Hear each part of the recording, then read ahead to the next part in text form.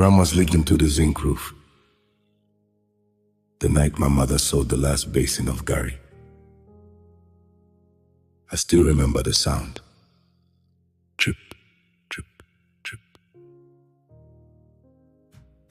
The room smelled of wet clothes and kerosene smoke.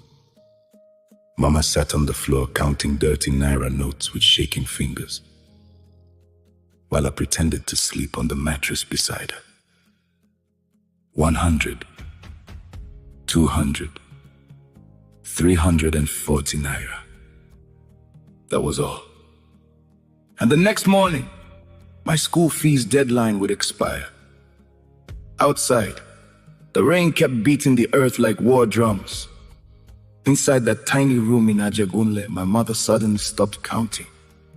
Then she cried. Not loud. Just the kind of cry that breaks quietly inside a person. I had never seen my mother cry before. Never. Mama Chinyere was the strongest woman I knew. She carried Garri on her head on the hot Lagos sun every single day while men insulted her in the market. Garri woman! Poor widow! Your son will still end up like others. But that night, even she looked defeated. Then she wiped her tears quickly because she thought I was sleeping.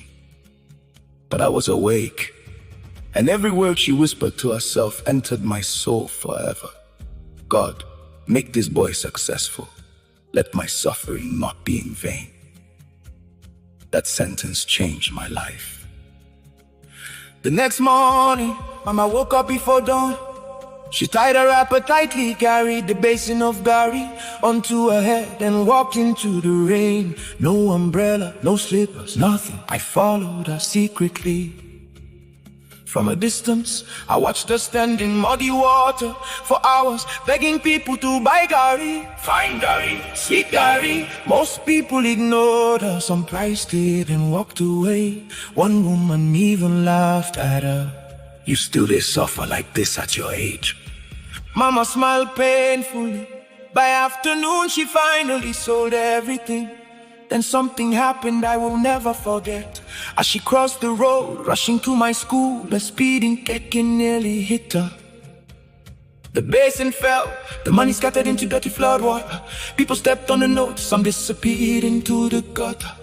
Mama entered the water with both knees, searching for the money like her life depended on it, because it did.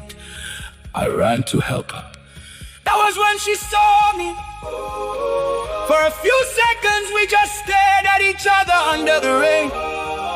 She looked ashamed, I looked broken, then she forced a smile and said, "Don't worry, you will still go to school."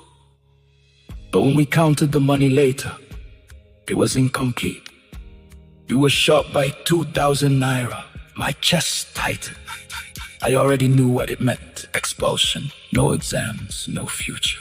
That evening, Mama disappeared. She returned late at night without saying a word. But I noticed something immediately. Her gold wedding ring was gone, the only thing my dead father left her.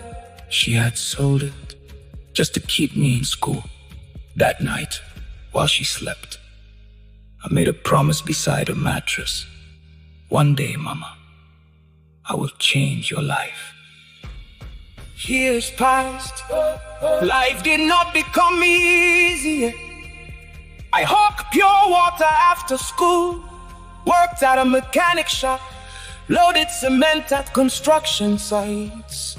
Sometimes I read with candlelight because NEPA took light for weeks. Sometimes hunger made my stomach feel like fire. But every time I wanted to give up, I remembered my mother inside floodwater searching for scattered money. And I kept going. Then came the day that changed everything. University admission, I got in. But there was another problem, no money. Again, I almost rejected the admission letter. But Mama looked me straight in the eye and said, "If I sell this house block by block, you will go." That woman feared nothing. Nothing! In university, I suffered. There were days I drank only sachet water and slept. Days classmates mocked my torn shoes. Days I considered internet fraud because poverty was choking me. One night, my roommate said something dangerous. Bro, one quick scam and your suffering ends. I almost agreed. God knows I almost did. But then my phone rang. Mama. She didn't know what I was thinking.